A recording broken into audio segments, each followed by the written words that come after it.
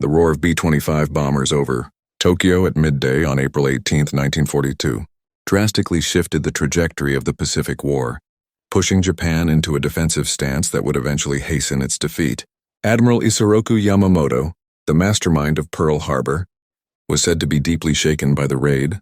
His chief of staff, Admiral Ugaki, recorded in his diary, "Today the victory belonged to the enemy." This was the first foreign assault on Japanese soil in more than 600 years. Though physically limited, 50 dead, 252 wounded, and 90 buildings damaged, it shattered the illusion of homeland, invulnerability, and drove Japan into strategic miscalculations that proved disastrous at Midway only 7 weeks later. The psychological shock was so severe that Tokyo's air defense commander committed ritual suicide out of shame. The raid reverberated across the nation like a chill. Captain Kurushima, Yamamoto's operations officer, later recounted how 16 specially modified B-25 Mitchell bombers, each armed with 4 500-pound bombs and led by Lieutenant Colonel James Doolittle, took off from the USS Hornet, 650 nautical miles from Japan, 250 miles farther than intended, after being spotted at 7:38 a.m. by the Japanese picket boat Nido Maru. What followed highlighted American ingenuity, exposed Japanese vulnerabilities, and set in motion the chain of events that culminated in Japan's first major naval defeat at Midway. Pre-war Imperial Japanese Navy doctrine had ruled out such an attack. Carrier-launched bomber strikes were considered technically impossible. Japanese strategists calculated that carrier-based planes could operate only within 250 nautical miles, limited by the need to return to their ships. Defensive perimeters were built on this assumption. The idea of launching medium bombers from carriers defied every principle of naval aviation as they understood it. Their reasoning seemed sound. The B-25 Mitchell, with a 67-foot wingspan, dwarfed typical carrier planes, like the F-4F, Wildcat 27 feet, or the SBD, Dauntless 42 feet. At a loaded weight of 29,000 pounds, it was nearly 3 times heavier than standard carrier aircraft. Japanese analysts correctly noted that such a plane would normally require over 800 feet of runway, far longer than any carrier deck. Yet this belief proved catastrophically wrong.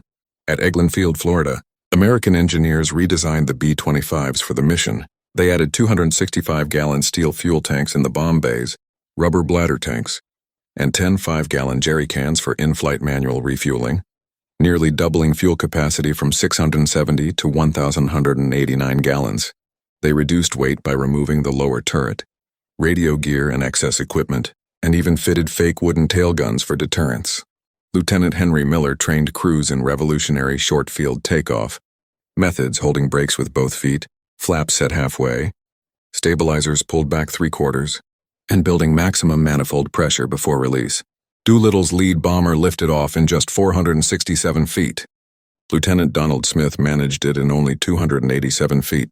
A 20-knot headwind over Hornet's deck, combined with the carrier's forward speed, gave the aircraft the extra lift needed, turning the impossible into reality.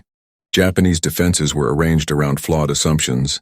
Early warning picket boats converted fishing vessels and were stationed in intervals based on previous U.S. raids against Wake and Marcus Islands, where carriers approached within 200 miles. But the Nido Maru, which spotted Task Force 16, was 650 miles out, well beyond their anticipated perimeter. More importantly, Japan in April 1942 had no radar network, relying solely on visual observation from these picket ships. The morning of April 18th began in Tokyo with a routine air raid drill. No alarm sounded. Wardens watched empty skies while fire brigades rolled equipment through the streets, simply following procedure. When the exercise ended uneventfully, Tokyo citizens went about their day, shopping, visiting shrines, strolling in parks, and attending baseball games. Then at noon, the reality struck. A French correspondent in Tokyo described, "I heard the harsh, powerful sound of aircraft engines. Tower raid at high noon. Explosions. I saw a dark plane streaking low over rooftops. So they've come." At first, civilians were bewildered. Some waved at the fast twin-engined planes, only later noticing the American stars on their wings. Shock set in when bombs fell and anti-aircraft fire erupted. The psychological effect far outweighed the physical destruction. Radio Tokyo had promised citizens that they, the nation, and Emperor Hirohito were beyond the enemy's reach. Shielded by the kamikaze spirit, a mystical fortress unbroken since Kublai Khan's failed invasion of 1281, the 26th Air Flotilla, commanded by Rear Admiral Seigo Yamagata, held primary responsibility for homeland defense. Its Kisarazu Air Group, based in Chiba Prefecture, formed the first line of aerial protection. The unit scrambled 29 Mitsubishi G4M, Betty medium bombers armed with torpedoes, along with 24 carrier fighters fitted with long-range fuel tanks, all dispatched in search of U.S. carriers they assumed must be operating within 200 miles of Japan. Japanese fighter pilots soon faced a tactical scenario they had never encountered. The incoming B-25 bombers flew far lower than expected, skimming the waves before pulling up to just 2,500 feet to drop their bombs. Some of the very first Ki-61 liquid-cooled fighters ever deployed engaged them over Yokohama. These prototypes were so new that American crews mistook them for German Bf-109s. Perhaps most striking was the lack of aggression in Japanese interceptions. Many pilots failed to press home their attacks, while others misidentified the unfamiliar B-25 silhouettes as Japanese aircraft. The interception was a complete failure. Despite Japanese claims of shooting down 9 bombers, in reality, not a single one was destroyed. Naval officer Shigeyoshi Miwa later admitted bitterly that anti-aircraft gunners did no better. Though they judged altitude correctly, their bursts consistently missed left or right of the swift bombers. The fire was heavy but inaccurate, with only First Lieutenant Richard Joyce's B-25 suffering minor damage from flak. Admiral Yamamoto's reaction revealed both anguish and foresight. Just days before the raid, he had written to Niwa Michichi at her Tokyo geisha house. "What worries me slightly is that, although the war has lasted little more than 3 months, many people already feel at ease and even express gratitude to Admiral Yamamoto because not a single air raid has occurred. But the absence of the enemy so far owes nothing to Yamamoto, only to the enemy himself." After the raid, Yamamoto confessed deep distress. "I was grieved to hear that Tokyo finally suffered an air raid." Yet he added with pragmatism, perhaps it was just enough of a taste to shake the people of Tokyo from their complacency. His sharpest criticism targeted the military's failure. "It is a disgrace that the skies over the imperial capital were violated without a single enemy. Aircraft shot down. The raid gave Yamamoto the leverage he needed to push through his Midway operation. The Naval General Staff, led by Admiral Osami Nagano, had preferred isolating Australia by seizing Fiji, New Caledonia, and Samoa. They had dismissed Yamamoto's warnings about homeland vulnerability as unrealistic, until American bombers proved him right. Momentum accelerated rapidly. Humiliated by the raid, Japanese leaders rushed debate, and on May 5th, the Imperial General Headquarters issued Navy Order No. 18, authorizing the seizure of Midway and positions in the Aleutians. Japan's objectives were clear: prevent further raids, extend the defensive perimeter eastward, destroy what remained of the U.S. carrier fleet, and turn Midway into a forward base for homeland defense. Importantly, the diversionary Aleutian campaign required 2 carriers that otherwise might have strengthened Yamamoto's main force at Midway, a weakness with decisive consequences. Japanese military diaries reveal an institution struggling to comprehend an event they had believed impossible. Admiral Matome Ugaki, Yamamoto's chief of staff, wrote bluntly in his wartime journal, "Fading victory. Today the victory belonged to the enemy." Captain Kuroshima Kameo, Yamamoto's brilliant yet eccentric operations officer, described the raid as passing like a shiver over Japan, a phrase that captured both its fleeting physical presence and enduring psychological shock.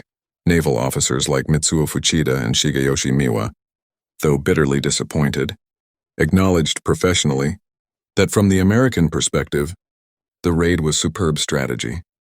The gap between propaganda and reality was stark. While official announcements claimed thousands of civilian deaths, post-war records revealed the truth: 50 killed, 252 injured, and 90 buildings damaged or destroyed. The inflated claim of 9 downed bombers particularly infuriated officers like Miwa, who knew full well that none had been destroyed. Radio Tokyo's first broadcast came even before the Americans announced the raid. Enemy bombers appeared over Tokyo for the first time in the present war. Invading planes caused no damage to military facilities. Propagandists quickly tried to downplay the event, labeling it the do-nothing raid. Even Emperor Hirohito's role was notable.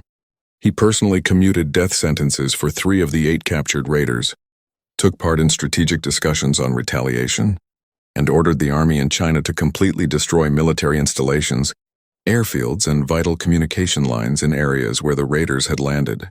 The raid's origins traced back to Navy Captain Francis Lowe's observation at Naval Station, Norfolk on January 10, 1942.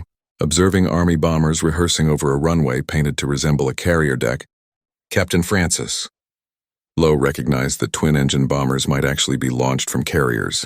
Admiral Ernest King approved the idea, and General Hap Arnold chose Lieutenant Colonel James Doolittle, a test pilot, aeronautical engineer with a Ph.D. from MIT and a master of calculated risk, to command the mission. At Eglin Field, Florida, Doolittle began the selection process with the 17th Bombardment Group, the unit with the most seasoned B-25 crews. When asked to volunteer for a dangerous secret assignment, all 140 men immediately stepped forward. From this pool, 24 5-man crews were chosen, later reduced to 16 for the actual raid. Training ran from February 27 to March 25, 1942, pushing both men and aircraft to their limits. Pilots drilled in short-field takeoffs on painted carrier outlines until they could consistently launch within 400 feet. Low-level flight over water navigation and precision bombing at minimum altitude became standard practice. The B-25s were heavily modified for the mission. Fuel capacity was doubled, weight was cut by removing non-essential gear, and each aircraft was adapted for long-range strikes. Every crew had 5 specialists: pilot, co-pilot, navigator, bombardier, and engineer-gunner. Among them were notable figures such as Ted Lawson, whose memoir later became a bestseller, Robert Gray, killed in the CBI Theater in October 1942, and Richard Cole, Doolittle's co-pilot, who lived to be the last surviving raider, passing away in April 2019 at age 103. The launch on April 18th showcased remarkable U.S. naval air coordination, despite heavy seas washing over the USS Hornet's bow and early detection, forcing a launch 10 hours ahead of schedule and 170 nautical miles farther from Japan than intended. All 16 planes lifted off successfully between 8:20 and 9:19 a.m. Doolittle led from the front, taking off first with only 467 feet of deck to work with. 2 entire crews fell into Japanese hands, beginning an ordeal that revealed the harsh reality of Japanese prisoner treatment.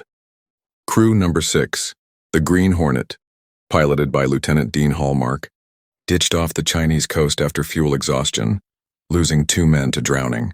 Crew number 16, Bat Out of Hell, led by Lieutenant William Farrow, bailed out over Japanese-occupied territory near Nanchang.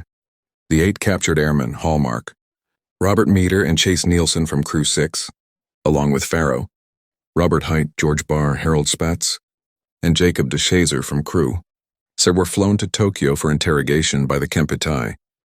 Torture included the notorious water cure, forcing prisoners to drink as much as 5 gallons of liquid, mixed with kerosene and urine, until their stomachs grotesquely swelled, after which guards would beat or jump on them.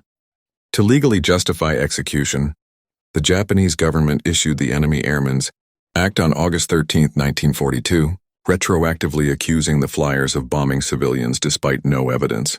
At a sham trial on August 28 in Shanghai Police Headquarters, all 8 were sentenced to death. Emperor Hirohito later commuted 5 sentences to life imprisonment, but 3 men still faced execution. On October 15, 1942, at 4:30 p.m., Lieutenant Dean Hallmark, 28, Lieutenant William Farrow, 24, and Sergeant Harold Spatz, 21, were taken to Shanghai's Public Cemetery No. 1 and shot by firing squad. Lieutenant Robert Meter died on December 1, 1943, from malnutrition, dysentery, and beriberi after 20 months in captivity. The 4 remaining survivors, Chase Nielsen, Robert Height, George Barr, and Jacob DeShazer, endured 40 months in captivity, including 34 months in solitary confinement, before being freed by American paratroopers on August 20, 1945. Japan's vengeance against Chinese civilians who aided the raiders became one of the Pacific War's worst atrocities. Operation Seigo, also known as the Zhejiang Jiangxi Campaign, began on May 15, 1942, only 27 days after the raid, and lasted until September 4th, devastating some 20,000 square miles of territory. General Shunroku, Hata's China Expeditionary Army unleashed enormous forces, 40 infantry battalions and 15-16 artillery battalions, around 180,000 men, under Lieutenant General Shigeru Sawada's 13th Army and Lieutenant General Isamu, Yokoyama's 11th Army. Most horrifyingly, Unit 731 under General Shiro Ishii dispatched 150 troops armed with biological agents including cholera, typhoid, plague, dysentery, anthrax, and paratyphoid. The toll was staggering. Japanese forces executed roughly 250,000 Chinese civilians suspected of helping American airmen. Chinese military losses included 724 officers and 23,637 soldiers killed, with thousands more wounded or missing. The biological warfare effort backfired as well. Over 10,000 Japanese soldiers became infected with their own pathogens, and 1,700 died, mainly from cholera. The systematic destruction campaign aimed to eliminate any chance of future American raids from Chinese bases. Japanese forces mounted 1,131 airstrikes against Chuchao Airfield alone, Doolittle's intended destination. Every airfield capable of accommodating B-25 bombers was rendered permanently unusable. The Doolittle Raid's strategic consequences reshaped the Pacific War through a chain reaction of events that ultimately contributed to Japan's downfall, its immediate impact forcing Japan to recall 4 Army fighter groups for home defense in 1942-43 when they were urgently needed in the South Pacific, was only the beginning of the resource misallocation that crippled Japan for the rest of the war. The raid also hastened the Battle of Midway by dissolving resistance within the Naval General Staff and securing Army support for Yamamoto's plan. This decision set Japan on the path toward its first major naval defeat. The diversion of 2 carriers to the Aleutian operation intended to guard against future bomber bases significantly weakened the Midway strike force. At the decisive moment, when 4 Japanese fleet carriers were lost on June 4 to 5, 1942, Japan not only lost capital ships but also invaluable air crews, along with the strategic initiative. Psychological effects were equally profound. The raid created what American planners later called a fear complex, compelling Japan to squander resources on defensive measures for the rest of the war. The shift from offense to defense drove Japan to expand its perimeter beyond sustainable limits, leaving supply lines vulnerable to American submarines. The raid's long-term influence on Japanese military doctrine was wide-reaching. Homeland defense became a top priority, siphoning resources from other theaters and contributing to losses in the Solomons, New Guinea, and the Central Pacific. The collapse of offensive momentum after Midway, partly driven by the raid's psychological shock, allowed the U.S. to seize and maintain the initiative with its island-hopping campaign.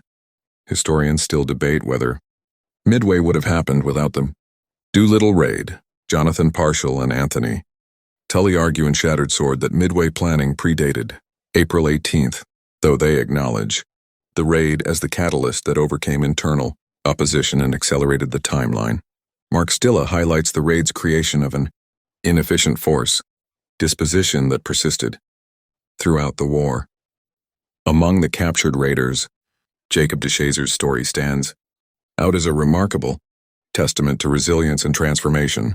The bombardier from Crew 16 survived 40 months in Japanese captivity, enduring torture, starvation, and 34 months of solitary confinement. In 1944, he was given a Bible for just 3 weeks, an experience that completely reshaped his outlook. After liberation, DeShazer made a life-altering choice to return to Japan as a missionary. In 1948, only 3 years after his release, he arrived in Nagoya, one of the very cities he had bombed, beginning 3 decades of missionary work. His tract, I Was a Prisoner of Japan, reached millions with its message of forgiveness. The most extraordinary result of his testimony came when Mitsuo Fuchida, the commander who had led the Pearl Harbor attack, read DeShazer's account. Struggling with defeat and searching for meaning, Fuchida was profoundly moved, leading to his conversion. The two former enemies became close friends and fellow missionaries, a living symbol of reconciliation. Other surviving raiders took different paths. Chase Nielsen remained in the Air Force, retiring after a full career. Robert Hite pursued civilian work while serving in the Air Force Reserve until his death in 2015. The last surviving POW of the raid, George Barr, left permanently debilitated by his treatment, was medically retired and battled psychological trauma until his death in 1967. The Doolittle Raid achieved strategic results far beyond what its planners had anticipated. Though it inflicted little physical destruction, it shattered Japan's sense of invulnerability, accelerated missteps that culminated at Midway, provoked devastating retaliation against China, and forced Japan into inefficient resource distribution for the remainder of the conflict. For the 80 volunteers, however, the price was heavy. 3 died during the raid or escape. 3 were executed, 1 perished in captivity, and 10 more were later lost in combat. Their sacrifice altered the course of the war. The technical feat itself, Army medium bombers launched from a Navy carrier, showcased American ingenuity and inter-service cooperation that became hallmarks of the Pacific War. The success of the B-25 carrier launch upended Japanese assumptions about American limitations, contributing to a recurring pattern of underestimation that proved disastrous. Japanese leaders recognized the raid's significance immediately. Yamamoto was deeply shaken. Tokyo's air defense commander committed suicide, and internal reports acknowledged that the nation's most fundamental assumptions had been overturned. The long-standing myth of homeland invulnerability, sustained since the divine wind repelled the Mongols in 1281, was destroyed. In those moments over Tokyo, for the United States, the raid delivered badly needed proof that Japan was not beyond reach.